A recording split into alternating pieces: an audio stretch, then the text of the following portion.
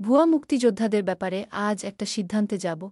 জগৎজ্যোতি দাস ছাত্ররাজনৈতিক কর্মী থেকে হাওড়াঞ্চলের দুর্ধর্ষ মুক্তিযোদ্ধা। বিচার চাই দেশ ছাড়ার পরে প্রথম লম্বা বিবৃতি জারি করলেন শেখ হাসিনা। উত্তরবঙ্গের ৬ জেলায় এখন টার্গেট বাংলাদেশিদের কাছে, অনুপ্রবেশ রুখতে তটস্থ বিএসএফ। বুধবার ঢাকায় বিক্ষোভের ঘোষণা ইসলামী আন্দোলনের। ডিবি হেফাজতে সাবেক আইনমন্ত্রী আনিসুল ও উপদেষ্টা সালমান এফ রহমান। শুনছিলেন শিরোনাম, এখন দেখুন বিস্তারিত। ভুয়া মুক্তিযোদ্ধাদের তালিকার বিষয়ে আজই আলোচনা ও সিদ্ধান্ত হবে বলে জানিয়েছেন অন্তর্বর্তীকালীন সরকারের মুক্তিযুদ্ধ বিষয়ক মন্ত্রণালয়ের উপদেষ্টা ফারুক ই আজম। বুধবার সকালে সাভারে জাতীয় স্মৃতিসৌধে মহান মুক্তিযুদ্ধের বীর শহীদদের প্রতি শ্রদ্ধা নিবেদন শেষে সাংবাদিকদের প্রশ্নের জবাবে তিনি একথা বলেন। তিনি বলেন, আজই মন্ত্রণালয়ের সবার সঙ্গে বসে আমরা এই বিষয়ে একটা সিদ্ধান্তে যাব। তিনি আরও বলেন, কোটা সংস্কার আন্দোলনে সংগ্রাম করতে গিয়ে মুক্তিযুদ্ধের বিষয়টা প্রধান হয়ে আসছে। জাতীয় ও আন্তর্জাতিকভাবে মুক্তিযোদ্ধাদের ভাবমূর্তি ক্ষুণ্ণ হয়েছে। একটা সুবিধাভোগী শ্রেণী হিসেবে মুক্তিযোদ্ধাদের চিহ্নিত করেছে বিগত স্বৈরাচারী ব্যবস্থা। সেই কারণে মুক্তিযোদ্ধাদের বীরত্ব ও আত্মত্যাগকে পুনর্গঠনের জন্য সত্যিকার মুক্তিযোদ্ধাদের মতামত নিয়ে আমরা সামনের দিকে এগিয়ে যাব। সাম্প্রতিক সময়ে সরকারি চাকরিতে কোটা সংস্কার নিয়ে আন্দোলনে উত্তাল ছিল সারা দেশ। সেই আন্দোলনে ক্ষমতাসীন আওয়ামী লীগের পেটুয়া বাহিনী, ছাত্রলীগ, যুবলীগ ও আইনশৃঙ্খলা বাহিনীর হামলায় নিহত হয় কয়েকশত শিক্ষার্থী। শিক্ষার্থীদের আন্দোলনের তোপের মুখে পড়ে গত ৫ আগস্ট দেশ থেকে পালিয়ে যান প্রধানমন্ত্রী শেখ হাসিনা। প্রধানমন্ত্রী দেশ থেকে পালিয়ে যাওয়ার পর গত ৮ আগস্ট দায়িত্ব নেয় নোবেলজয়ী ড. মুহাম্মদ ইউনূসের নেতৃত্বাধীন ১৭ সদস্যের উপদেষ্টা কমিটি। শহরের বিভিন্ন প্রান্ত থেকে মিছিল, টিয়ারশেল আর গুলির শব্দ ভেসে আসছে না। লাল সবুজ পতাকা মাথায় বেঁধে সংগ্রাম মুখর বৃষ্টিস্নাত দিনে রাজপথে হেঁটে বেড়ানো অগণিত দুরন্ত তরুণ-তরুণীর বিজয়ের উৎসবও থেমে গেছে। নতুন দায়িত্ব নিয়ে তারা এখনও পথেই আছে। সারা শহর পরিচ্ছন্ন করা এবং রাস্তায় ট্রাফিক নিয়ন্ত্রণের দায়িত্ব নিয়েছে তারা। যুদ্ধের পর যেন দেশ পুনর্গঠন হচ্ছে, এমন দিনে মনে পড়ে যায় সিলেটের দুর্ধর্ষ মুক্তিযোদ্ধা কমান্ডার জগৎজ্যোতি দাসের কথা। বিজয়ের দিনটি তিনি দেখে যেতে পারেননি, একটা মুক্ত দেশ উপহার দিতে প্রাণপণে লড়াই করতে করতে শহীদ হন। ১৬ নভেম্বর ১৯৭১ ভোরের আবছা আলোয় গোপন আশ্রয় থেকে বেরিয়ে এলেন দাস পার্টির প্রধান জগৎজ্যোতি। সঙ্গী ৪২ জন সহযোদ্ধা। তখন অগ্রহায়ণ মাস, শীতের বার্তা নিয়ে কুয়াশা এসে চারপাশ ঢেকে দিয়েছে। মেঠোপথের ঘাসের উপর কুয়াশা চাদর বিছিয়ে দিয়েছে, তাতে দাস পার্টি সুশৃঙ্খলভাবে হেঁটে যায় নিঃশব্দে। লক্ষ্য বানিয়াচংয়ের বাহুবল। পথিমধ্যে বদলপুর পেছে তারা দেখতে পান কয়েকজন রাজাকার ব্যবসায়ীদের নৌকা থামিয়ে চাঁদা আদায় করছে। সে দৃশ্য দেখে দাস পার্টির কমান্ডার জগৎজ্যোতি দাস ওই রাজাকারদের ধরে আনার নির্দেশ দেন। অবস্থা বুঝতে পেরে রাজাকাররা পালাতে থাকে। তাদের পালাতে দেখে জগৎজ্যোতি দাস ও তার বাহিনী রাজাকারদের তাড়া করতে শুরু করেন। এতক্ষণ যা ঘটল তা ছিল একটা ফাঁদ। দাস পার্টির গতিবিধি সম্পর্কে পাকিস্তানি বাহিনী আগেই জেনে গিয়েছিল। তারা বদলপুর থেকে কিছুটা দূরে ফাঁদ পেতে অপেক্ষা করছিল। রাজাকারদের তাড়া করতে করতে একসময় জগৎজ্যোতি দাস বুঝতে পারেন তারা হানাদারদের তৈরি চক্রব্যূহে ঢুকে পড়েছেন। হানাদারদের বিশাল বহর চারপাশ থেকে ঘিরে ফেলেছে তাদের। দমে যাননি জগৎজ্যোতি। যুদ্ধ চালিয়ে যাওয়ার নির্দেশ দেন সহযোদ্ধাদের। কিন্তু একটা সময় তিনি বুঝতে পারলেন এভাবে সম্ভব নয়। এমন হলে সবাই শহীদ হবেন। তখন জগৎজ্যোতি সহযোদ্ধাদের সরে যাওয়ার নির্দেশ দেন, তাদের নিরাপদে সরে যাওয়ার সুযোগ করে দিতে সহযোদ্ধা ইলিয়াসকে সঙ্গী করে একটানা গুলি চালিয়ে যান। হঠাৎ একটি গুলি এসে লাগে সহযোদ্ধা ইলিয়াসের পাঁজরে। জগৎজ্যোতি নিজের মাথা থেকে গামছা খুলে ইলিয়াসের পাঁজর বেঁধে দেন। বাঁধতে বাঁধতে জগৎজ্যোতি দাস বলেছিলেন, বাঁচবি। ইলিয়াস উত্তর দিয়েছিল, বাঁচতে পারি। তখন জগৎজ্যোতি বলেছিলেন, তাহলে যুদ্ধ কর। এ সময় জগৎজ্যোতিকে সরে যাওয়ার অনুরোধ করেন ইলিয়াস, কিন্তু জগৎজ্যোতি যাননি। যুদ্ধ চালিয়ে যান। তাদের সঙ্গে গুলি বিনিময়ে ততক্ষণে ১২ জন পাকিস্তানি সৈন্য নিহত হয়েছে। বিকেল ঘনিয়ে এসেছে, গুলিও শেষের পথে। ম্যাগাজিন লোড করে শত্রুর অবস্থান দেখতে মাথা উঁচু করতেই একটি গুলি এসে বিদ্ধ হয় জগৎজ্যোতির চোখে। পড়ে যান জগৎজ্যোতি দাস। মৃত্যুর পূর্বে সহযোদ্ধা ইলিয়াসকে বললেন, আমি জায়গা। জগৎজ্যোতি শহীদ হলে ইলিয়াস পিছু হটে নিরাপদ আশ্রয়ে চলে যান। পাকিস্তানি বাহিনীর সহযোগী রাজাকার সদস্যরা রাতে জগৎজ্যোতির লাশ খুঁজে পেয়ে পাকবাহিনীকে খবর দেয় এবং জ্যোতির মৃতদেহটি আজমিরিগঞ্জ বাজারে নিয়ে যায়। রাজাকাররা জ্যোতির হত্যার ঘটনা ছড়িয়ে দিয়ে সাধারণ মানুষকে ভয় দেখানোর জন্য তার মৃতদেহকে আজমিরিগঞ্জ গরুর হাটে একটি খুঁটির সঙ্গে বেঁধে পেরেক মেরে রাখে। তারপর এক সময় জগৎজ্যোতির দেহ ভাসিয়ে দেওয়া হয় কুশিয়ারা নদীতে।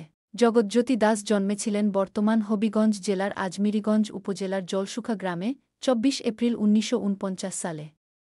বাবা মায়ের কনিষ্ঠ সন্তান তিনি। স্কুল জীবনেই জগৎজ্যোতি আইয়ুব বিরোধী আন্দোলনে অংশ নেন। ১৯৬৮ সালে ম্যাট্রিক পাস করার পর সুনামগঞ্জ সরকারি কলেজে ভর্তি হয়ে ছাত্র ইউনিয়নে মেনন গ্রুপ যোগ দিয়ে ছাত্র রাজনীতিতে সক্রিয় হন। ১৯৬৯ সালে আইয়ুব বিরোধী আন্দোলনে অংশ নিয়েছেন, তারপর সংগঠনের বিশেষ দায়িত্ব পালনে ভারতের গৌহাটির নওপং কলেজে ভর্তি হন। সেখানে অবস্থানকালে নকশালবাড়ি আন্দোলনে যারা সরাসরি যুক্ত তাদের সঙ্গে যোগাযোগ স্থাপন করেন এবং অস্ত্র গোলাবারুদ সম্পর্কে স্বচ্ছ ধারণা নিয়ে আবার দেশে ফিরে আসেন। মুক্তিযুদ্ধ শুরু হলে ভারতের মেঘালয়ের ইকো-১ প্রশিক্ষণ শিবিরে অংশগ্রহণ করেন জগৎজ্যোতি দাস। গৌহাটির নওপং কলেজে পড়া অবস্থায় নকশালপন্থীদের সঙ্গে জড়িত হওয়ার ফলে অস্ত্র ও গোলাবারুদ সম্পর্কে তার যে পূর্ব ধারণা ছিল সেটি তাকে এগিয়ে রাখে। প্রশিক্ষণ শেষে গণযোদ্ধাদের নিয়ে জগৎজ্যোতি দাস গড়ে তোলেন দাস পার্টি নামের দুর্ধর্ষ গণবাহিনী। ইংরেজি, হিন্দি ও গৌহাটির আঞ্চলিক ভাষা জানতেন জগৎজ্যোতি দাস, এর ফলে ভারতীয় বাহিনীর সঙ্গে তার নিয়মিত যোগাযোগ গড়ে ওঠে। এর ফলে ভারতীয় বাহিনী থেকেও বহু অস্ত্র ও গোলাবারুদ সংগ্রহ করতে সমর্থ হন জগৎজ্যোতি দাস। তারপর সুনামগঞ্জ, কিশোরগঞ্জ, নেত্রকোনা ও হবিগঞ্জের হাওর অঞ্চলে একের পর এক অপারেশন চালাতে শুরু করে জগৎজ্যোতি দাসের নেতৃত্বাধীন দাস পার্টির মুক্তিযোদ্ধারা। টেকেরঘাট সাবসেক্টরের অধীনে বিস্তীর্ণ ভাটি অঞ্চল শত্রুমুক্ত রাখার দায়িত্ব পড়েছিল জগৎজ্যোতি দাসের উপর। সুনামগঞ্জের দিরাই, শাল্লা, ছাতক, আজমিরিগঞ্জ, বানিয়াচং, জামালগঞ্জ, তাহিরপুর, কিশোরগঞ্জ ও নেত্রকোনার নৌপথ হানাদার দখলমুক্ত রাখার জন্য অসংখ্য অপারেশন চালিয়েছিলেন দাস পার্টির মুক্তিযোদ্ধারা। এতে দাস পার্টি হয়ে উঠল পাকিস্তানি সেনাবাহিনীর কাছে আতঙ্কের নাম। একসময় বাধ্য হয়ে হানাদার বাহিনী রেডিওতে ঘোষণা দেয়, এই পথে চলাচলকারী ব্যক্তিদের জানমালের দায়িত্ব সরকার নেবে না। দাস পার্টির অন্যতম সফল ও বড় অপারেশন ছিল ২৯-২৯ জুলাইয়ের জামালগঞ্জ অপারেশন। এ যুদ্ধে অসামান্য ভূমিকা রেখেছিলেন জগৎজ্যোতি দাস।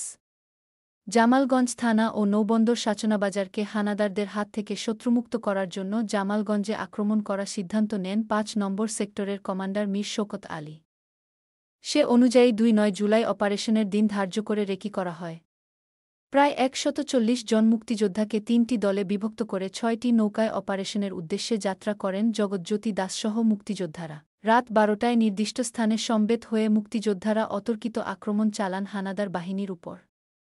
এ সময় হানাদার সেনারা দিশেহারা হয়ে পড়ে। তাদের ধারণাই ছিল না জগৎজ্যোতি দাস ও তার দল এমন আক্রমণ চালাতে পারে। এক পর্যায়ে হানাদাররা ঘুরে দাঁড়ায়, কিন্তু জগৎজ্যোতি দাসের রণ কৌশলের কাছে হেরে যায়। শেষরাতের দিকে তারা পিছু হটতে বাধ্য হয়। স্বাধীনতার পর জগৎজ্যোতি দাসকে বীর বিক্রম খেতাবে ভূষিত করা হয়। কিন্তু অনেকেই সে সময় তার বীরত্বের জন্য সর্বোচ্চ খেতাব আশা করেছিলেন। জগৎজ্যোতি দাস মুক্তিযোদ্ধা ছাড়াও ছিলেন একজন ছাত্ররাজনৈতিক কর্মী, তার আত্মত্যাগ ও বীরত্বের জন্য সর্বোচ্চ খেতাব তিনি পাননি। জগৎজ্যোতি দাস ও অগণিত ছাত্র মুক্তিযোদ্ধা পথ দেখিয়েছেন ১৯৭১-এ, দেশের সাধারণ মানুষ সে পথে মিশে যায় পদ্মা, মেঘনার স্রোতের মতো। তাদের দেখানো পথেই হেঁটে গেছে ছাত্র আর সাধারণ মানুষ ২০২৪ সালে। এমন একটি সময় হয়তো খুব দ্রুতই আসবে, যখন জগৎজ্যোতি দাস ও দাস পার্টির মতো মুক্তিযোদ্ধা এবং দলগুলোর আত্মত্যাগ, বীরত্বের গৌরবগাথা চর্চিত হবে নতুনভাবে। বাংলাদেশ ছেড়ে চলে গিয়েছেন শেখ হাসিনা। দেশ ছাড়ার পরে এতদিন শেখ হাসিনার কোথাও কোনো বিবৃতি পাওয়া যাচ্ছিল না। তার পুত্র কয়েকবার ভিডিও বার্তা দিয়েছিলেন। তবে এবার বিবৃতি দিয়েছেন শেখ হাসিনা। তার পুত্র সজীব ওয়াজিদ জয়ের মাধ্যমে এই বিবৃতি সামনে এসেছে। শেখ হাসিনা লিখেছেন, গত জুলাই মাস থেকে আন্দোলনের নামে যে নাশকতা, অগ্নিসন্ত্রাস ও সহিংসতার কারণে অনেকগুলি তাজা প্রাণ ঝরে যাচ্ছে। প্রিয় দেশবাসী, ভাই ও বোনেরা, ১৯৭৫ সালের ১৫ অগস্ট বাংলাদেশের রাষ্ট্রপতি জাতির পিতা বঙ্গবন্ধু শেখ মুজিবুর রহমানকে নির্মমভাবে হত্যা করে। তার প্রতি গভীর শ্রদ্ধা জানাই। এরপর আরও কাদের হত্যা করা হয়েছিল সেই তালিকা তুলে ধরে তিনি শ্রদ্ধা নিবেদন করেন। তিনি লিখেছেন, শহীদদের প্রতি শ্রদ্ধা নিবেদন করছি। শেখ হাসিনা লিখেছেন, গত জুলাই মাস থেকে আন্দোলনের নামে যে নাশকতা, অগ্নিসন্ত্রাস ও সহিংসতার কারণে অনেকগুলি তাজা প্রাণ ঝরে যাচ্ছে।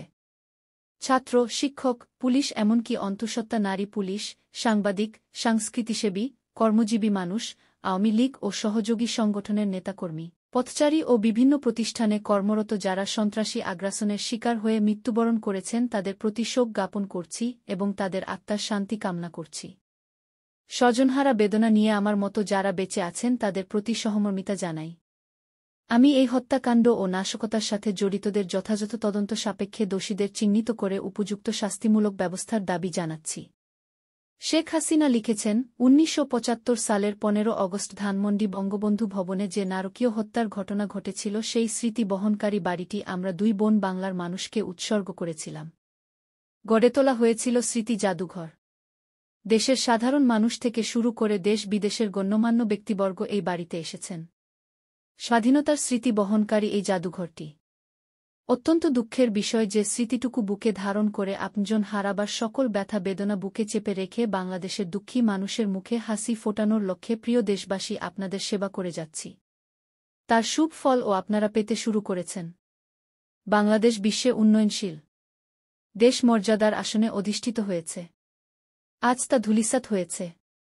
আর যে স্মৃতিটুকু আমাদের বেঁচে থাকার অবলম্বন ছিল তা পুড়িয়ে ছাই করে দেওয়া হয়েছে। চরম অবমাননা করা হয়েছে জাতির পিতা বঙ্গবন্ধুর প্রতি, যার নেতৃত্বে আমরা স্বাধীন জাতি হিসাবে আত্মমর্যাদা পেয়েছি, আত্মপরিচয় পেয়েছি। লাখো শহীদের রক্তের প্রতি অবমাননা করেছে। আমি দেশবাসীর কাছে এর বিচার চাই। শেখ হাসিনা লিখেছেন, আপনাদের কাছে আবেদন জানাই যথাযথ মর্যাদার সাথে ভাব গম্ভীর পরিবেশে জাতীয় শোক দিবস ১৫ অগস্ট পালন করুন।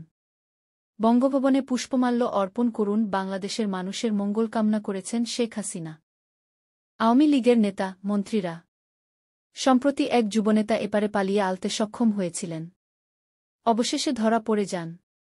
উত্তরবঙ্গের ৬ জেলা দিয়েই ওপার থেকে এপারে আসা যায়। তাই এই বিরাট জায়গা নিয়ে উদ্বেগে বিএসএফ জওয়ানরা। বাংলাদেশে এখন অস্থির পরিস্থিতি তৈরি হয়েছে।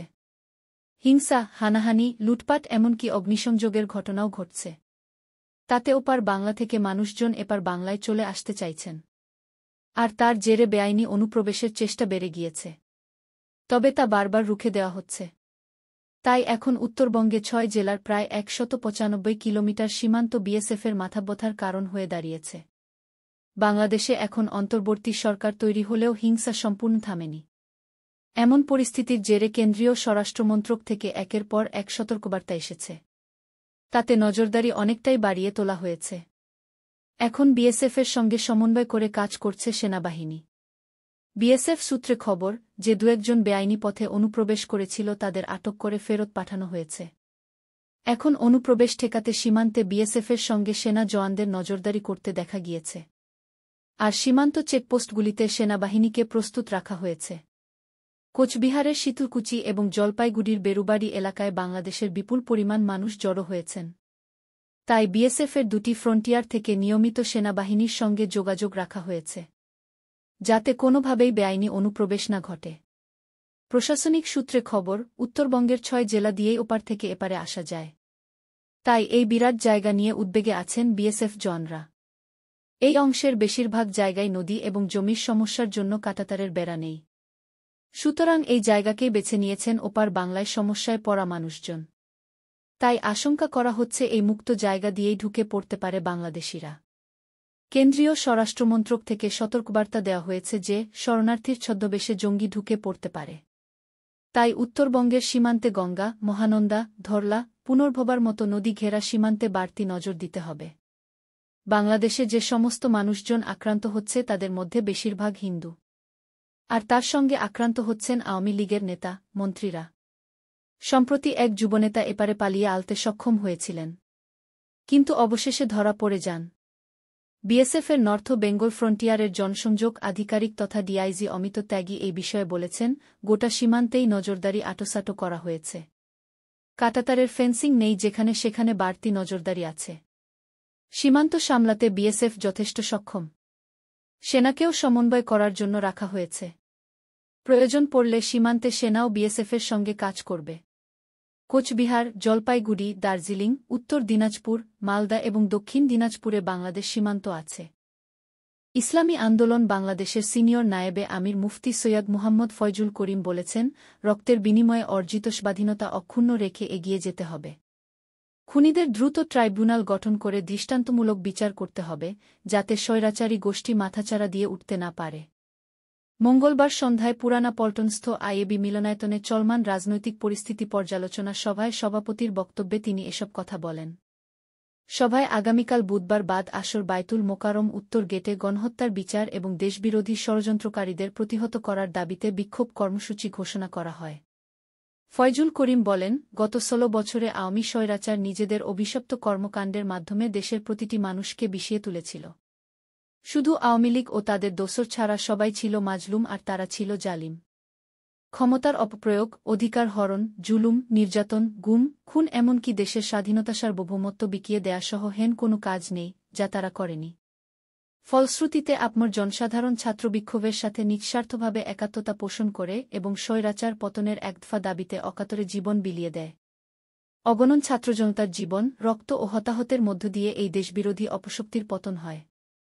সুতরাং এই সন্ত্রাসীদের বাংলাদেশের জমিনে আর রাজনীতি করার কোনো অধিকার নাই। অতএব তাদের প্রতি নম্রতার কোনো সুযোগ নেই।